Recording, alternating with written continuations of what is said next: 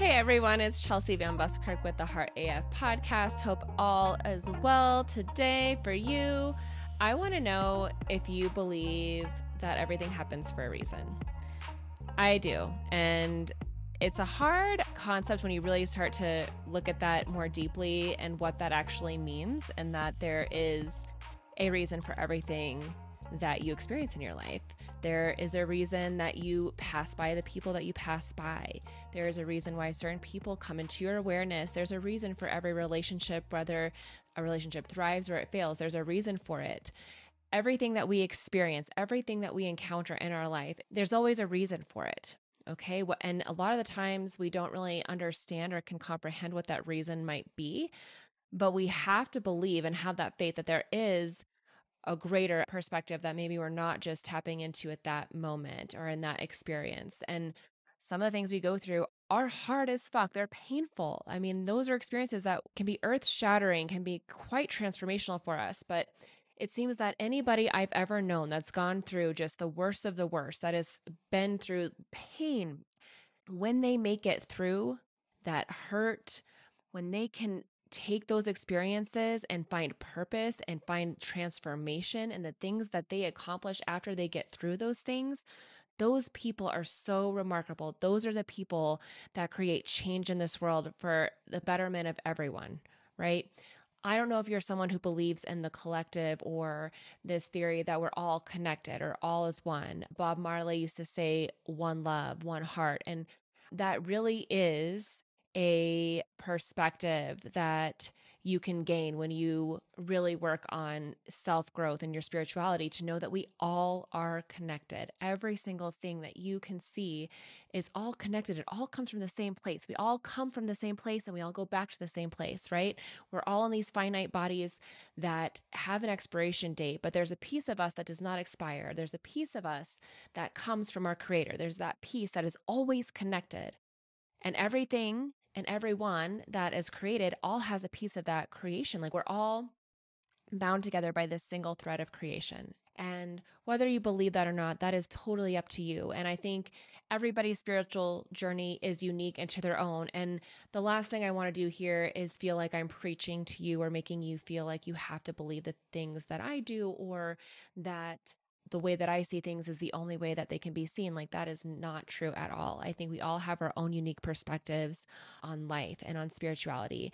I'm just here to give you my perspectives and my insights. And if that's something that sparks in you to do your own research or asking more questions and finding out, like leading you down a path of self-growth or your own spiritual discovery, I think that's fantastic. And honestly, that's what my mission is. It's not necessarily to say that you should believe certain things, but my mission is to have you find the spark that's within you, that spark that is from your Creator. I want you to embrace the you that is you. I want you to listen to your intuition and tap into the power you have within you to co-create a life that you can love.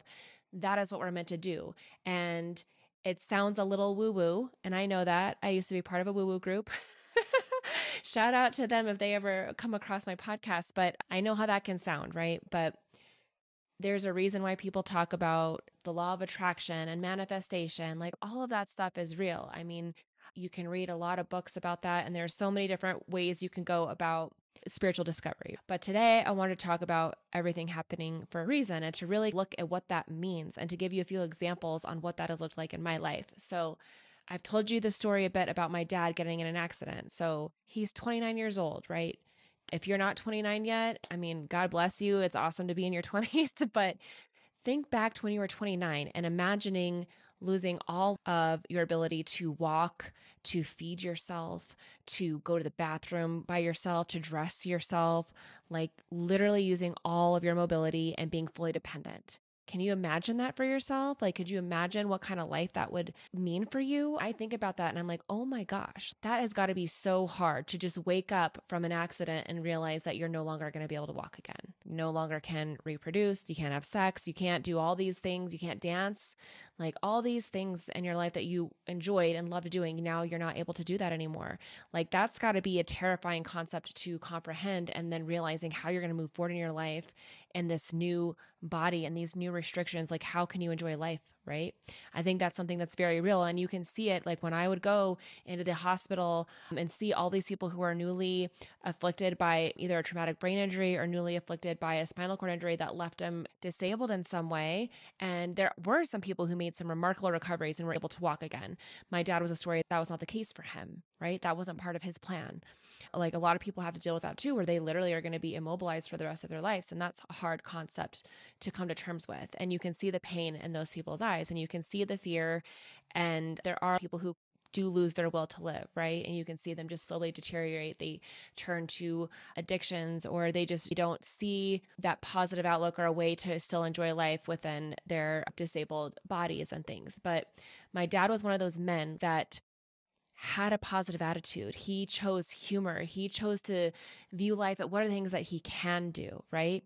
And it's again talking about that focus. I talked about that on the last episode or one of the previous episodes about if you focus on what's missing, then you're going to receive more of what's missing in your life. But if you can focus on being grateful and focusing on what you do have, then that's when you start receiving more of that, right? Like if you focus on what you want, then that's how you get it. But if you focus on what you don't want, if you focus on the lack, if you're focusing on that negative, then that's what you're going to attract back to yourself. If you can focus on what you want and what you can see for yourself and the positive outcomes and focusing everything that's available to you, then that's when you start getting those opportunities and the magic starts happening and things start clicking and things start showing up in your life. It's so amazing when you can get in that. And it's really all about your mindset and what attitude you're giving to a certain problem. What are you giving your power to? Are you giving your power to what's possible? Or are you giving your power to that can't happen for me? That's impossible. That'll never work, right? It's all about switching that lens and switching the way you look at things. So my dad having his accident and being able to be this role model of someone who just still went after life. Like he looked at life like, what can I do now? Fully immobile. What can I do? He found a program at Denver Community College called Computer Programming for the Handicapped. Okay. So once he was rehabilitated, learned how to drive a wheelchair, he went and found a program, got a certification in it, and he was then able to work on a computer with a tool called a mouth stick. If you're not watching the video, I'll describe it, but it was essentially this long stick and a bite plate on it. So he would stick this bite plate on his teeth and hold it with his teeth, and it would be this one long stick, and that one stick would act as like a finger, and he can manipulate the keyboard and do basically everything we can do with like a mouse and everything, but with keys. So there's certain keys you can do on the keyboard. So it's really amazing how they can make the computer accessible for people who have disabilities. So he went through this training program, learned how to do computer programming with one stick, right? So he is doing things that people do with all 10 fingers with one finger. And he was able to type just as fast as somebody with 10 fingers with one finger. Like that's how he trained himself. And he got a job and he worked his way up and he worked 15 years at a place here in Denver, Colorado. But he did computer programming or database analysis type work. I don't know, over my head. But essentially, he had a great job that was able to provide for his daughter. You know, he was a disabled single dad. Went back to work with his disability and was able to provide for me and also my grandmother who was retired, and she was a lot older, and she really, I mean, I'm so grateful to her that she spent her old age and retirement helping take care of my dad and me together. And, you know, if it wasn't for her, my dad probably wouldn't have been able to get custody of me. And thank God. So again, everything happens for a reason. Like, holy shit, how amazing that my dad then was able to take care of my grandma, like by providing for her financially and giving her a home. And then my grandma in turn was able to help my dad raise me and help out with my dad. And then I was able to help take care of them. So as my grandma started getting older, needing more help. And I'll tell you this, this is a great, I can't believe this story just came to me. It's a story I think I actually talk about in my book too, but in high school, I was a little bit of a rebel, I'll be honest. I'm really scared for what the payback's going to be with my kids, especially my daughters, but I didn't go to school a lot, especially my senior year, because each day of the week was a different day. So I think like our school was red and green days because those were our school colors. But on the one day, I only had one class. So it was really hard to go to school just for one class. So there was a lot of times I just didn't go. And one morning I did not go, and I came upstairs because my room was in the basement, and my grandma was slumped like over her chair and unresponsive. And luckily I ran over and got my neighbor. My neighbor helped me get her to the hospital, and she got into the hospital just in time. But if I had gone to school that day, she probably would have died right there in the chair. and that would have been it. But because I didn't go to school, because the little teenager Hellfire Chelsea didn't go to school, she was able to save her grandma's life. And not only that, my grandma was extremely sick. She had sepsis really bad. Like she was in the ICU for a couple weeks, and she actually had to rehabilitate for about 3 months, learning how to walk again. Like she was in a wheelchair too. And it was just me, my dad, and my grandma. So then I had two people in wheelchairs, right? And it's my senior year of high school. It was a lot, but I did it. And what's great is my grandma went on to live for, I think, 5 more years after that. She got to see me give birth to my first daughter. She saw me graduate high school. She got to enjoy so many more years of life because I didn't go to school that day. So again, things happen for a reason, right? Like it was awesome because she was able to continue on and live more life. And you just never know, right? You never know why things happen the way they do until sometimes you can look back and be like, oh my gosh. Shortly after high school, I guess it was a couple of years after high school, but I'll tell you, I went through a lot of stuff in my late teenage years where there was a lot of like medical family emergencies. And so after my grandma had rehabilitated and everything, like I spent my college years taking care of her, driving her back and forth to doctor's appointments, helping take care of my dad. Like I was helping do the dinners and all these kinds of things. And then I was in a relationship with my now husband, and I was balancing college and nannying. I worked as a nanny during those years too. And my dad had developed a bed sore almost like overnight, it seemed like, and it was very bad. He was hospitalized in 2008, and that bed sore was kind of the starting point of us transitioning to get him moved back to his hometown, New Mexico, where there'd be a lot more family around.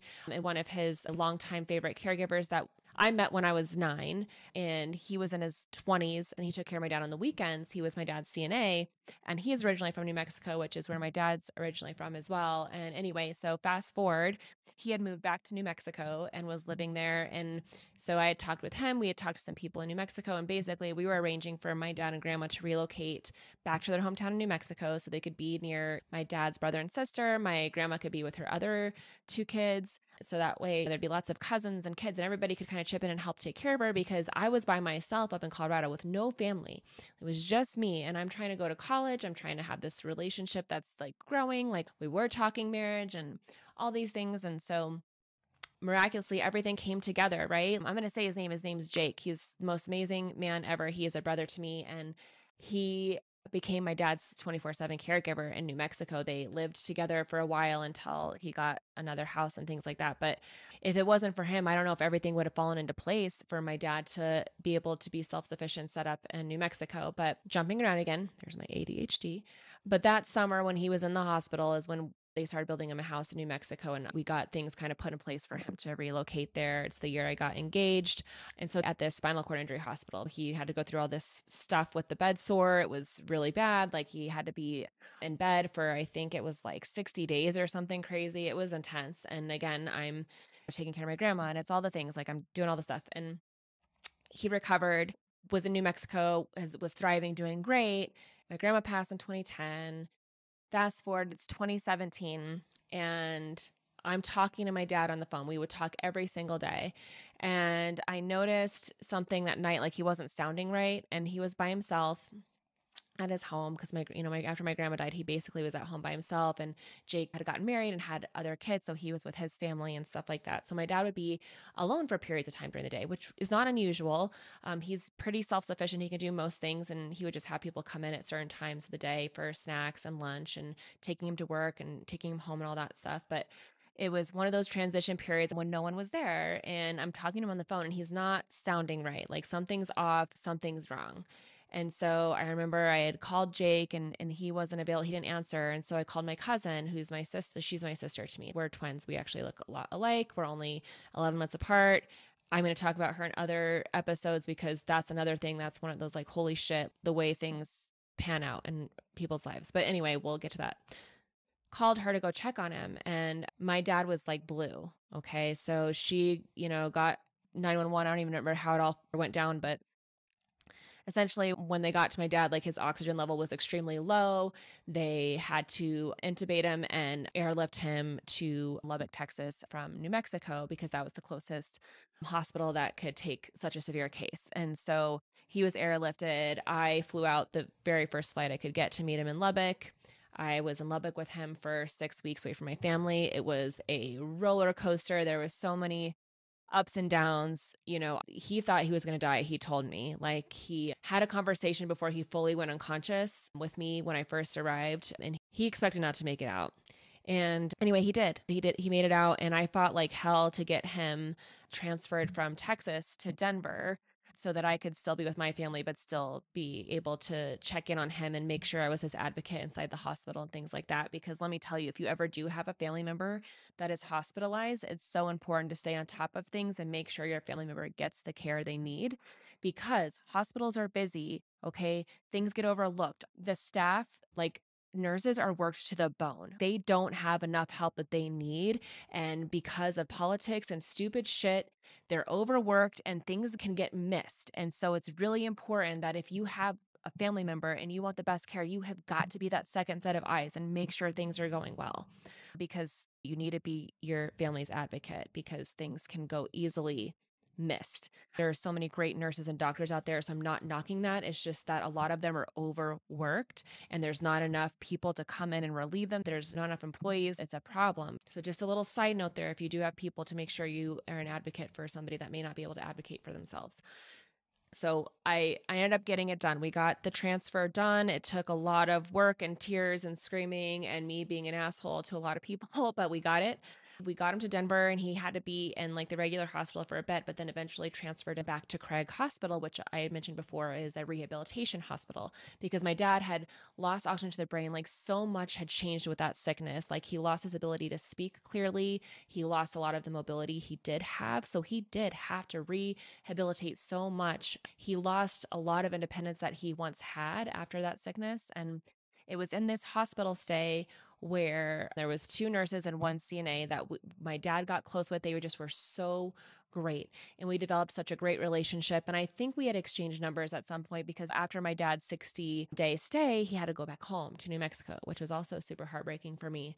But I stayed in touch with some of the nurses. And, I think it was a couple months later when one of them called me and was like, yeah, I remember the school your kids went to. Will you tell me about that? I'm thinking about taking my kids to that school. And I was a realtor at the time. I still technically am. I just don't do that anymore. But at the time, I was still active as a real estate agent. And so anyway, I ended up helping her buy a house, and her kids went to the school my kids went to. And then the other nurse also, I helped sell and buy her house. They all moved kind of in the same area. And then all of our kids were going to the same school together. And it was just so crazy how my dad getting sick and going to the hospital led to me meeting these people and led to this friendship. And now to this day, now we're here 5 years later, and me and this girl are still very close, and she's going through some big transitions in her life. And I've been able to be part of it, and that I'm supporting her. And I'm so proud of her, because she's doing things in her life for the first time where she's making choices based on herself, which she expressed to me. That's like the first time in her life she's ever done that, because a lot of times when we're making choices, we're making them based on what our parents think or what other people think we should be doing or what we think we're supposed to, instead of what we really want. And so she's just made this big life decision based purely for her health, for her well-being. And it is just so empowering to see.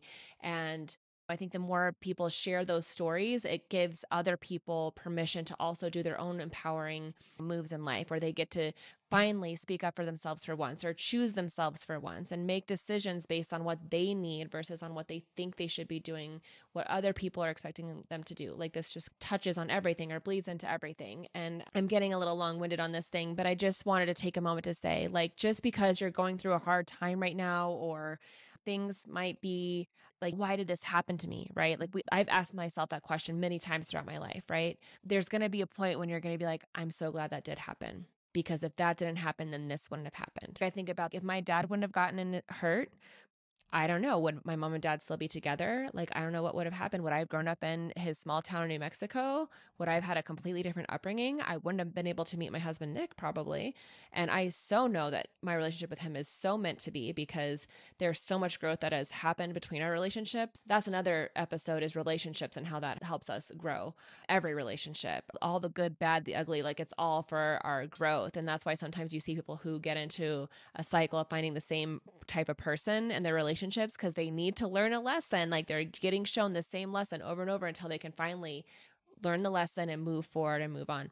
Another episode for that. But I'm going to jump off because I don't like to make these too long because I want them to be bite-sized where people can stay attentive and really get the message. But just really think about that. Really think about everything happens for a reason, and see if you can think of the things in your life, like the ripple effect of certain situations that you encounter or certain people you come into contact with or an experience you may have. Like every experience has this ripple effect of how life goes. And it's just amazingly beautiful how it all works out and how so many things become connected and how sometimes people come in and out of your life. Like it's so strange, but also so amazing. And I just express gratitude for my own experiences. Like I'm so glad for everything happening the way it did, like the good, the bad, ugly, all of it, all the pain, everything. Because if all those things didn't happen, I wouldn't be where I am today. And I'm so happy with where I'm at today. I'm happy at the growth I've done. I'm happy at the healing I've had to do. And it's getting me closer and closer to feeling where everything's aligned, like I'm exactly where I'm supposed to be. And that's an amazing feeling to just feel so free and that you're doing what you're meant to be doing. Like that feeling is just wow, right? Like it's so amazing. And I want everybody to feel that. I want everybody to get to that place where they're proud, where they're excited about life, where they're feeling good because everything is just like you're vibing high, like you're connected and you're just feeling like you're on that right path, that trajectory. And you like are walking with your faith, like knowing that you're in the right direction, like you're manifesting, you're co-creating. Like I want people to get there because it is so awesome when you find your power. That's what it is. I want you to find the power. That's why I am being the light, because I want to light others up, because when others are lit up, it helps others light up. It's a ripple effect where the light just, it's like the candle. Like you take one candle, which lights the other candle, which lights that candle. Like it just spreads. And you think about it like on a worldwide level, on that collective level, like what I touched on before, if more people are up and shining their light, that's what bleeds out darkness. Remember Martin Luther King Jr. was saying, darkness cannot eradicate darkness. Only light can do that. The same thing, hate. You can't kill hate with more hate. Only love can do that. And that's what life's about, is about finding that light, finding the love. And if we can all get to that place, like as a collective, like if enough of us can do that, then we can smother the darkness with light and bring love to hate. I know that sounds woo-woo or like my head in the clouds type of thing, but I don't know, man. Like I believe it. I believe it. And it's on every individual to what they believe, but I believe it. I'm going to wrap it up with that. So be the light, know that everything happens for a reason. If you have any feedback, have anything you want to let me know, hit me in the DMs on Instagram or Facebook at chelsea.vanbuskirk. You can find me at chelseavanbuskirk.com. I've got a link there for you guys to download my high vibe playlist. I highly recommend it. Help you boost those vibes up. And I'll see you guys next week, okay? Peace.